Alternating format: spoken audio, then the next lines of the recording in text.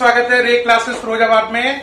हमारा टॉपिक चल रहा था वीबीटी, चैप्टर का नेम कोऑर्डिनेशन कंपाउंड। आज वीबीटी थ्योरी में मैं जो दो केस कराऊंगा ये दोनों आईआईटी मेंस, एडवांस और नीट, एम्स चारों में पूछे गए और ये दो केस जो है 4 एग्जाम में पूछे गए हैं, IIT mains, IIT advance, NEET और एम्स में।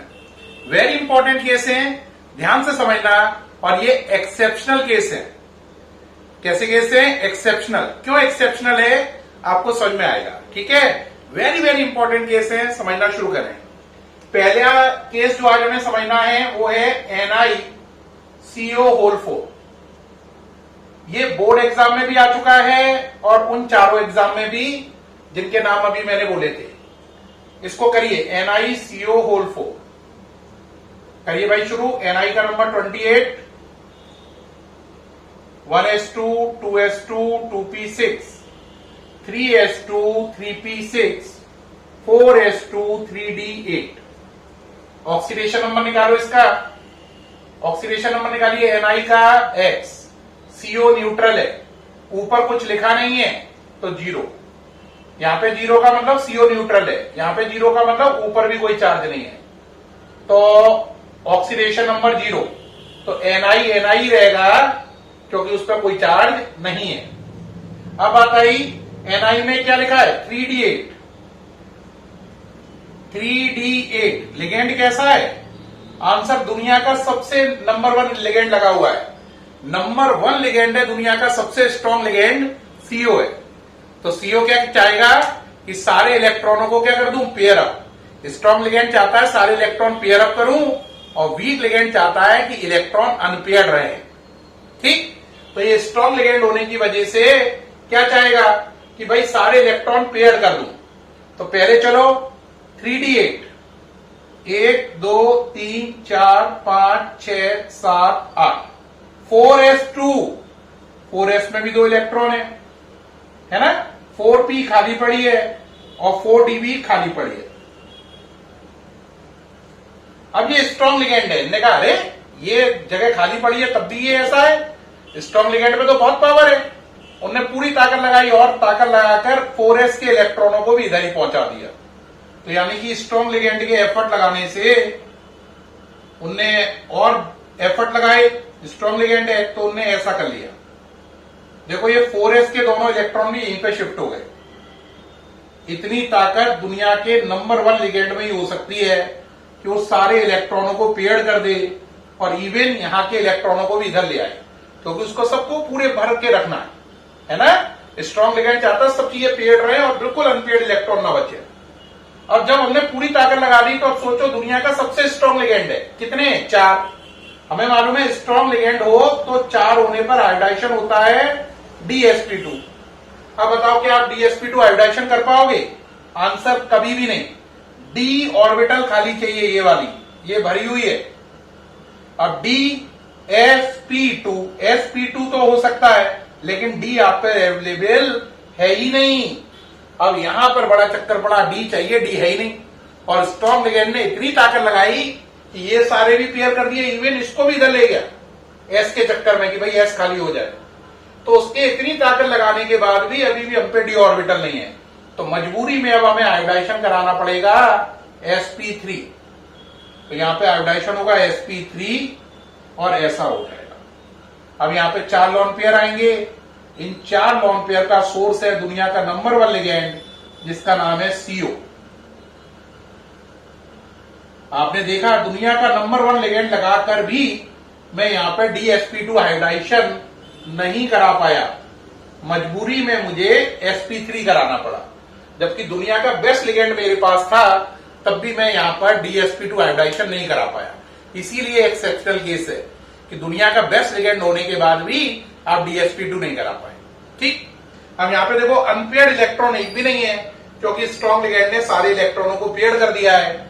तो मैग्नेटिक मोमेंट है √n+2, तो वो हो जाएगा 0। तो आईआईटी में पूछा जाता है इसमें कौन सा आयोडाइजेशन है, तो आपको याद रखना है sp3। इसका मैग्नेटिक मोमेंट कितना है? 0। ये दोनों बातें याद रखना। आईआईटी में एडवांस में क्वेश्चन है कि इसका मैग्नेटिक मूवमेंट कितना होता है और इसमें हाइब्रिडाइजेशन कौन सा है। बच्चे स्ट्रॉन्ग लिगेंड देखते हैं और 4 देखते ही आंसर जाते हैं DsP2 पर। बच्चा ये नहीं सोचता कि ये स्ट्रॉन्ग लिगेंड होने के बावजूद भी DsP2 हाइब्रिडाइजेशन नहीं है। इसमें हाइब्रिडाइजेशन है sp3 और इसका मैग्नेटिक मूवमेंट है 0। स्ट्रॉन्ग लिगेंड ने ये नहीं है मेहनत नहीं करी, लेकिन कईयों बार बहुत मेहनत करने के बाद भी उतने अच्छे परिणाम नहीं आते हैं जितनी हम उम्मीद करते हैं। ठीक, ये याद रखें, एक्सेप्शनल केस है, पूरा ध्यान रखना है आपको, ठीक है कि नहीं। अब इसके बाद नेक्स्ट केस चलेंगे, ये हटा रहा हूं, नोट कर लें। अगला एक और केस देखें। अगला केस है, इसी में NiCN6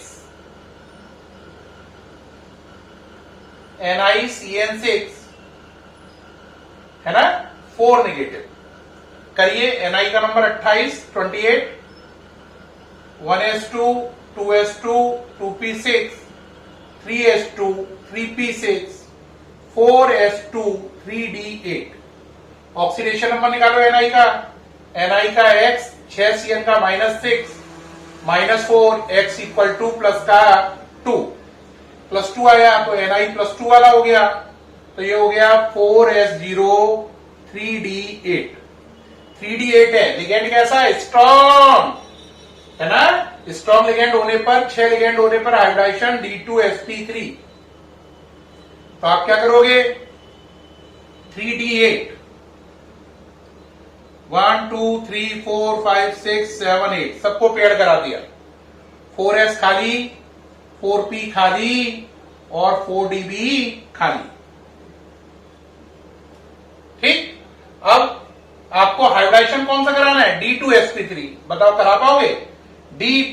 D1 तो है लेकिन ये खाली नहीं है, D1 हो पा रहा है खाली। D1 तो हो सकता है लेकिन D2 नहीं हो सकता है। तो यहां पर स्ट्रॉन्ग लिगेंड होने के बावजूद आप D2sp3 हाइब्रिडाइजेशन नहीं करा पा रहे। मजबूरी में फिर आपको सेकंड ऑप्शन लेना पड़ेगा, sp3d2। तो यहां पे sp3d2 हाइब्रिडाइजेशन होगा, ना कि D2sp3। और यहां पे 6 लोन पेयर मिलेंगे, उन्हें प्रोवाइड करने वाला कौन है, आंसर Cn-। तो 6 जगह आ जाएगा Cn-।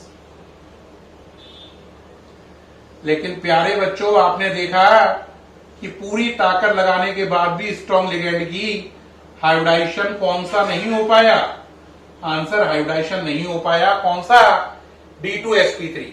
मजबूरी में कौन सा करना पड़ा, sp3d2। मैग्नेटिक मूवमेंट निकालो, √n, n+2।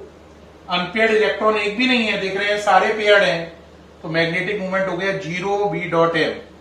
0 का मतलब पूरा 0 है ना, कोई मैग्नेटिक मूवमेंट नहीं है।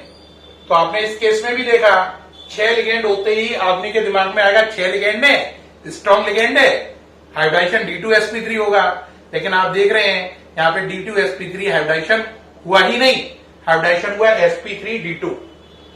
अब एक बच्चा कहेगा एक्सेप्शनल केस की क्या पहचान है। एक्सेप्शनल केस की पहचान ये होगी कि स्ट्रॉन्ग लिगेंड होगा और आप स्ट्रॉन्ग लिगेंड होने के बावजूद भी कोऑर्डिनेशन नंबर 4 होने पर DsP2 हाइब्रिडाइजेशन नहीं करा पाओगे, और कोऑर्डिनेशन नंबर 6 होने पर D2sp3 हाइब्रिडाइजेशन नहीं करा पाओगे, क्योंकि d ऑर्बिटल आपको खाली नहीं मिलेगी। तो जब स्ट्रॉन्ग लिगेंड हो और d ऑर्बिटल तब भी खाली ना हो पाए, और 4 लिगेंड होने पर DsP2 और 6 लिगेंड होने पर D2sp3 हाइब्रिडाइजेशन ना हो, तो वो एक्सेप्शनल केस होता है। इसे कोई भी बच्चा जैसे ही करेगा उसे साफ नजर आ जाएगा कि ये केस एक्सेप्शनल बनेगा या नहीं बनेगा। आपके कोर्स में ये 2 सबसे इंपॉर्टेंट एक्सेप्शनल केस थे, ये दोनों ही मैंने डिस्कस कर दिए हैं, और ये IIT मेंस, एडवांस, नीट और एम्स में कई बार आ चुके हैं। इसलिए ध्यान से देख लें, सामने से हट जाऊं, ये पूरा केस बना हुआ है, केस स्टडी को ध्यान से देख लें। उम्मीद है आपने देख ली है। प्यारे बच्चों, उम्मीद है इस वीडियो से आपको ये दोनों exceptional case, very important exceptional case clear हो गए होंगे। फिर मुलाकात होगी नई वीडियो के साथ, तब तक के लिए बाय।